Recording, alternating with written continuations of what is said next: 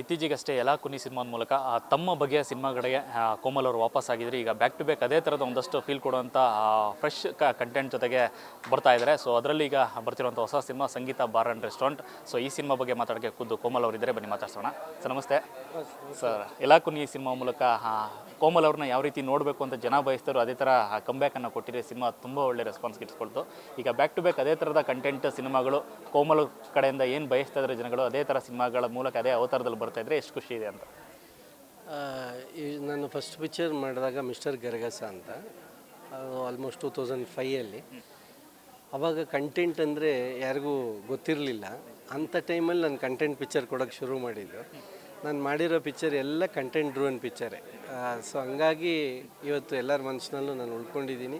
ಇವತ್ತು ಕೂಡ ನನಗೆ 30 ಇಯರ್ಸ್ ಸಿನಿಮಾಲಿ ಇಂಡಸ್ಟ್ರಿಯಲ್ಲಿ ಬಂದಿದ್ದರೂ ಕೂಡ ನನಗೆ ಪಿಕ್ಚರ್ಸ್ಗಳು ಆಫರ್ ಇದೆ ಅಂದರೆ ನಾನು ಕಂಟೆಂಟ್ ಸಿನಿಮಾ ಕೊಟ್ಟಿದ್ದೆ. ಇವತ್ತು ಏನಾಗಿದೆ, ಇವತ್ತು ಆ ವರ್ಡು ಪ್ರಚಾರದಲ್ಲಿರೋದ್ರಿಂದ ಕಂಟೆಂಟ್ ಸಿನಿಮಾ ಅಂತ ಬರ್ತಾಯಿದೆ.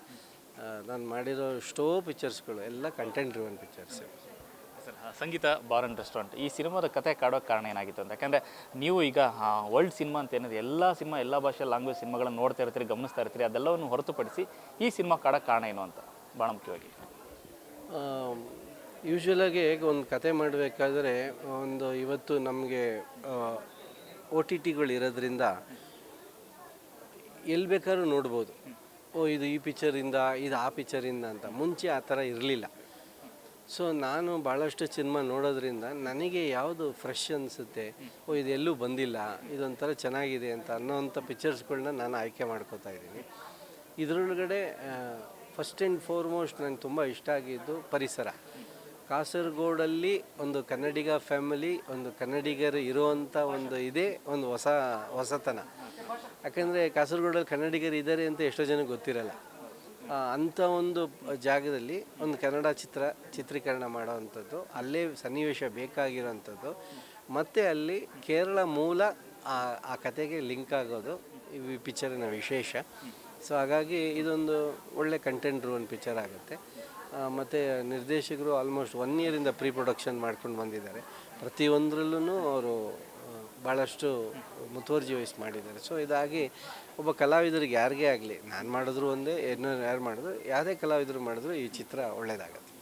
ಎಲ್ಲೋ ಒಂದು ಕಡೆ ಕೋಮಲ್ ಅವರ ಥಾಟು ಮತ್ತು ಐಡಿಯಾ ವರ್ಕ್ ಆಗ್ತಿದೆ ಅಂತ ಅನಿಸ್ತದೆ ಅಂತ. ಯಾಕೆಂದರೆ ಎಲ್ಲ ಪ್ಯಾನ್ ಇಂಡಿಯನ್ನು ಗೋಜಿಗೆ ಬಿದ್ದು ಒಂದಷ್ಟು ಕಷ್ಟಪಡ್ತಾ ಇದೆ ಇಂಡಸ್ಟ್ರಿ, ಅಥವಾ ಸ್ಟಾರ್ ಸಿನಿಮಾಗಳನ್ನ ನಿಂತ್ಕೋತಿಲ್ಲ. ಅಂಥ ಸಂದರ್ಭದಲ್ಲಿ ನಮ್ಮ ಒಂದು ಮಣ್ಣಿನ ಕಥೆಯನ್ನು ಹೇಳ್ತಾ ಹೋದರೆ ಖಂಡಿತ ಸಕ್ಸಸ್ ಅನ್ನೋದು ಇದ್ದೇ ಇರುತ್ತೆ ಅನ್ನೋಕ್ಕೆ ದೊಡ್ಡ ಉದಾಹರಣೆ ಎಲಾ ಕುನಿ. ಸೊ ಅದೇ ಆ್ಯಂಗಲಲ್ಲಿ ನೆಕ್ಸ್ಟ್ ಬರ್ತಿರೋಂಥ ಸಿನಿಮಾಗಳು ಈ ಒಂದು ಥಾಟು ಪ್ಯಾನ್ ಇಂಡಿಯಾ ಹೊರತುಪಡಿಸಿ ನಮ್ಮ ಥರ ಸಿನಿಮಾಗಳು ಮಾಡಬೇಕು ಅನ್ನೋಂಥ ವಿಚಾರ.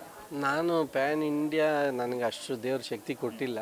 ಪ್ಯಾನ್ ಡಿಸ್ಟ್ರಿಕ್ಟ್ ಪಿಕ್ಚರ್ಸ್ ಮಾಡ್ತಾಯಿದ್ದೀನಿ. ಸೊ ನಮ್ಮ ಎಲ್ಲ ಡಿಸ್ಟ್ರಿಕ್ಟಿಗೂ ರೀಚ್ ಆಗೋವಂಥ ಪಿಕ್ಚರ್ಗಳು ಮಾಡ್ತಾಯಿದ್ದೀನಿ. ಅದರೊಳಗಡೆ ಸ್ವಲ್ಪ ಡಿಸ್ಟ್ರಿಕ್ಟ್ಗಳಲ್ಲಿ ಹೋಗದೇ ಇರುತ್ತೆ, ಯಾಕಂದರೆ ಅಲ್ಲಿ ತೆಲುಗು ಸ್ಪೀಕಿಂಗ್, ತಮಿಳ್ ಸ್ಪೀಕಿಂಗ್ ಅಂಥದ್ದು. ನಮ್ಮ ಕರ್ನಾಟಕದಲ್ಲಿ ಅದೊಂದು ತುಂಬ ದೊಡ್ಡ ದೌರ್ಭಾಗ್ಯ. ಮಡಿಕೇರಿ ಡಿಸ್ಟ್ರಿಕ್ಟು, ಬಟ್ ಮಡಿಕೇರಿಲಿ ಥಿಯೇಟ್ರೇ ಇಲ್ಲ.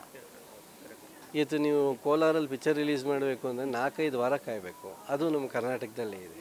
ನೀವು ಹೊಸಪೇಟೆ, ಬಳ್ಳಾರಿ, ರಾಯಚೂರು, ಗುಲ್ಬರ್ಗ ಈ ಕಡೆ ಎಲ್ಲ ಪಿಕ್ಚರ್ ರಿಲೀಸ್ ಮಾಡಬೇಕು ಅಂದರೆ ಸೈಮಲ್ಟೇನಿಯಸ್ ರಿಲೀಸ್ ಕಷ್ಟ ಆಗುತ್ತೆ. ಸೊ ಇಂಥದ್ರಲ್ಲೂ ಕೂಡ ಹೋರಾಟ ಮಾಡಿಕೊಂಡು ಒಂದು ಕನ್ನಡ ಸಿನಿಮಾ ಮಾಡ್ತಾ ಕನ್ನಡದಲ್ಲಿಗೆ ಏನೋ ಒಂದು ನಮಗೆ, ನಾನು ಇವತ್ತು ಬ್ಯುಸಿ ಇರೋದೇ ಏನಕ್ಕೆ ಅಂದರೆ ನಂದೆಲ್ಲ ರೆಸ್ಟ್ರಿಕ್ಟೆಡ್ ಬಡ್ಜೆಟ್ಸು. ನಾನು ಯಾವುದು ತುಂಬ ಓವರ್ ಹೈಪ್ ಬಡ್ಜೆಟ್ ಇವತ್ತವರೆಗೂ ಮಾಡಿಲ್ಲ, ಕೆಂಪೇಗೌಡ ಒಂದು ಬಿಟ್ಟು.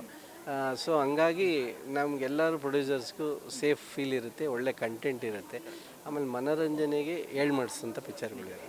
ಸರ್, ಕೋಣ ಸಿನಿಮಾ ಇಲ್ಲಿ ತನಕ ಬಂದಿದೆ ಅಂತ, ಯಾಕಂದರೆ ಗ್ಲಿಮ್ಸಿಂದನೇ ಭಾಳ ಕುತೂಹಲ ಹುಟ್ಟಿಸಿರುವಂಥ ಸಿನಿಮಾ. ಸೊ ಇಲ್ಲಿ ತನಕ ಆಗಿದೆ ಶೂಟಿಂಗ್?